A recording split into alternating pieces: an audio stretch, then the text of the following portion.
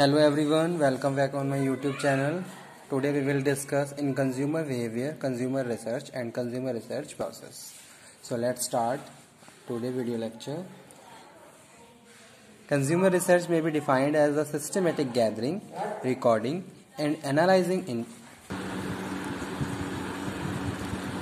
Consumer research may be defined as a systematic gathering, recording and analysing information about consumer. ठीक है, तो यहाँ पे हम बात कर रहे हैं जैसे कि सपोज हम कोई रिसर्च कर रहे हैं किसी कंज्यूमर के ऊपर। ठीक है, मेरा कोई नया प्रोडक्ट है, मार्केट में नया प्रोडक्ट लेके आने वाला हूँ, लेकिन मैंने क्या करा, उससे पहले मार्केट और कंज्यूमर पे रिसर्च कर ली कि भाई अगर कोई मैं नया प्रोडक्ट लेके आ रहा हूँ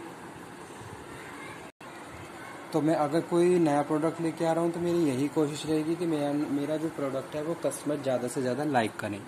ठीक है, तो उसके लिए मुझे क्या करना पड़ेगा, कस्टमर की नीड, कस्टमर की वांट, कस्टमर की डिज़ायर के हिसाब से मुझे प्रोडक्ट को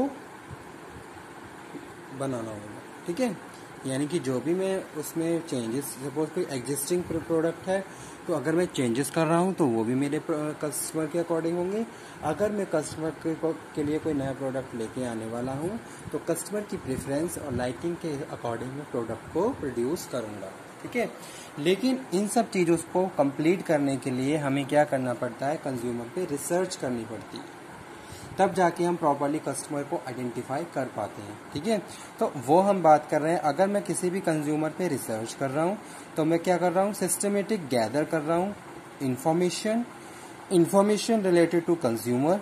ठीक है, कंज्यूमर से रिलेटेड हर एक इंफॉर्मेशन, चाहे वो साइकोलॉजिकल एस्पेक्ट्स की हो, चाहे वो सोशल एस्पेक्ट की हो, चाहे वो इकोनॉमिकल एस्पेक्ट की हो। ठीक है, हर एक इंफॉर्मेशन को मैंने सिस्टमेटिकली गैदर किया, रिकॉर्ड किया और उसको एनालिसिस की उसके ऊपर। ठीक है, इंफॉर्मेशन अबाउट कंज्यूमर, तो वो मेरी क्या है, कंज्यूमर रिसर्च। ठीक है, तो एग्जांपल तो आप कोट कर सकते हो जो भी अगर एग्जाम में आप क्वेश्चन अटेम्प्ट करते हो कि भाई मुझे कोई नया प्रोडक्ट मार्केट में, जैसे सपोज न्यू प्रोडक्ट डेवलपमेंट का कॉन्सेप्ट है, मार्केट में आप नया प्रोडक्ट लेके आने वाले हो तो उससे पहले आप मार्केट को प्रॉपरली एनालिसिस कर लोगे। ठीक है, जैसे होता है ना कि एक्सटर्नल एनवायरनमेंट स्कैनिंग किया, उसी हिसाब से आपने मार्केट को स्कैन कर लिया, कस्टमर पे प्रॉपरली एक एनालिसिस कर ली, उसके हर एक एस्पेक्ट को आपने आइडेंटिफाई करा, कस्टमर क्या प्रोडक्ट कैसे खरीदता है, कब खरीदता है, प्रोडक्ट कस्टमर की क्या डिसीजन मेकिंग है, क्या प्लानिंग है, हर एक चीज़ पर आपने प्रॉपरली स्टडी कर ली और उस इंफॉर्मेशन को आपने बहुत सिस्टमेटिकली गैदर किया। सिस्टमेटिक मतलब कि ऐसा नहीं है कि आप कहीं से कुछ भी चीज़ को स्टार्टिंग कर दी। ठीक है, पहले आपको ये पता होना चाहिए कस्टमर की नीड कैसे जनरेट होती है, प्रॉब्लम कैसे आइडेंटिफिकेशन करता है वो, उसके बाद डिसीजन मेकिंग किस तरीके से करता है, प्री परचेजिंग, फिर पोस्ट परचेजिंग, यानी कि सिस्टमेटिकली आपने क्या करा, इंफॉर्मेशन को गैदर, उसको रिकॉर्ड कर लिया। ठीक है, और उसके बाद उस पर क्या करी आपने, एनालिसिस करी, तो वो क्या है, हमारा कंज्यूमर रिसर्च। ठीक है, प्रोफेसर डेविड लर्नर और एल्बर्ट डेला ने जो डेफिनेशन दी है वो है, consumer research start before purchase of product, यानी कि जो कंज्यूमर रिसर्च है प्रोडक्ट परचेजिंग से पहले ही स्टार्ट हो जाती है।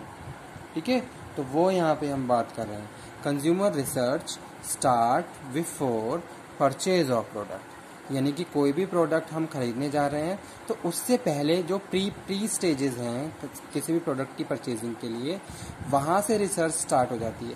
जैसे नया प्रोडक्ट मैं खरीदने वाला हूँ तो उससे पहले मैं क्या करूँगा, डिसीजन मेकिंग करूँगा। ठीक है, प्लानिंग करूँगा कि क्या प्रोडक्ट हमें कैसे खरीदना चाहिए, कब खरीदना, कहाँ से खरीदना है। ठीक है, तो वो सारी चीज़ें भी हमें प्रॉपरली पता होनी चाहिए और उसके बाद प्री स्टेजेस से लेके पोस्ट परचेज बिहेवियर तक कंज्यूमर रिसर्च का प्रोसेस कंटिन्यू रहता है। ठीक है, तो वो हमने बात करी कंज्यूमर रिसर्च में, consumer research start before purchase of the product. ठीक है, जैसे सपोज एग्जांपल कोट करता हूँ, मुझे कोई बाइक परचेज करनी है। अब मुझे बाइक परचेज करनी है तो मैं पहले क्या करूँगा, मेरे लिए कोई इनिशिएटर होगा। ठीक है, वो सारी चीज़ें कंज्यूमर के जो रोल है वो भी हमें प्रॉपरली स्टडी करनी है। मैं खुद डिसीजन ले रहा हूँ, मेरे लिए कोई बायर है, कौन मेरे लिए इनिशिएट ले रहा है, कौन मुझे इन्फ्लुएंस कर रहा है, वो सारी चीज़ें, यानी कि प्री स्टेज से लेके पोस्ट परचेज बिहेवियर तक हर एक एस्पेक्ट को आपने प्रॉपरली थॉरोली स्टडी कर लिया, दैट इज़, और उसके बाद उस इंफॉर्मेशन को आपने रिकॉर्ड और एनालिसिस करी, that is your consumer behaviour. ठीक है, कंज्यूमर रिसर्च प्रोसेस क्या होता है तो एक एक स्टेजेस में डिस्कस कर लेता हूँ। Determining the objective of research, while you are doing research you have to clear your objectives। आपको अपने ऑब्जेक्टिव वेल डिफाइंड होने चाहिए और आपको अपने ऑब्जेक्टिव क्लियर होने चाहिए, तभी आप रिसर्च के प्रोसेस को कंटिन्यू कर सकते हो।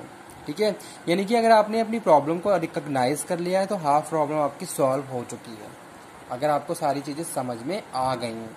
ठीक है, तो पहला स्टेप यही है, determining the objective of research. Research का क्या ऑब्जेक्टिव है वो आपको डिटरमाइन करना है। उसके बाद है सिचुएशनल एनालिसिस, क्या सिचुएशन बनी हुई है वो उस पर आपको प्रॉपरली एनालिसिस करनी है। First thing you have to identify your objective, आपको अपने ऑब्जेक्टिव क्लियर होनी चाहिए अगर आप कोई भी रिसर्च कर रहे हो कंज्यूमर पे। ठीक है, और उसके बाद सिचुएशन को एनालिसिस करनी है। फिर जब आपने सिचुएशन एनालिसिस कर ली तो फिर आप क्या करोगे, collecting and evaluating secondary data. जो सेकेंडरी डेटा है वो आप कलेक्ट कर लोगे, आपकी रिसर्च से रिलेटेड जो भी आपको सेकेंडरी डेटा मिल रहा है उसको आप क्या करोगे, कलेक्ट कर लोगे। ठीक है, तो वो यहाँ पे हम बात कर रहे हैं। उसके बाद designing primary research study as well as primary data भी आप कलेक्ट करोगे। ठीक है, सेकेंडरी डेटा आपने क्या करा, लाइब्रेरी की हेल्प से ले लिया, फिर पहले कोई रिसर्च हो चुकी है उससे आपने वहां से हेल्प ले ली। ठीक है, तो ये सारे आपके क्या है, सोर्सेज हैं सेकेंडरी डेटा के।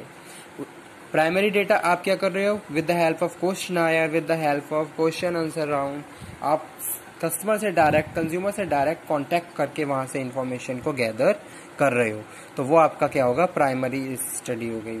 फिर जब आपने दोनों डेटा एनालिसिस मतलब प्रॉपरली कलेक्ट कर लिए, फिर आप क्या करोगे, उनको एनालिसिस और इंटरप्रिटेशन करोगे। ठीक है, यानी कि उस डेटा पे आप एनालिसिस कर दो, स्टार्ट कर दोगे और इंटरप्रिटेशन वहां पे स्टार्ट कर दोगे, तो वो आपका क्या है, एनालिसिस एंड इंटरप्रिटेशन स्टेज। ठीक है, जब आपने प्रॉपरली एनालिसिस कर ली तो रिजल्ट आ जाएंगे, तो वो आपकी रिसर्च रिपोर्ट रेडी वहां पे हो जाएगी। उन सारी चीज़ों को प्रॉपरली आप क्या कर लोगे, रिकॉर्ड कर लोगे। और उसके बाद जो लास्ट है वो है फॉलो अप एक्शन। फिर आप क्या करोगे, फॉलो अप एक्शन करोगे। ठीक है, जैसे सपोज कोई भी रिजल्ट आया, कोई भी आपकी रिपोर्ट बनी, उसका क्या फिर कंक्लूजन रहा। ठीक है, तो आप वहाँ पे फॉलो अप लोगे पूरा कि भाई मेरी ये स्टडी थी, मेरा ये ऑब्जेक्टिव थे, मैंने इस तरीके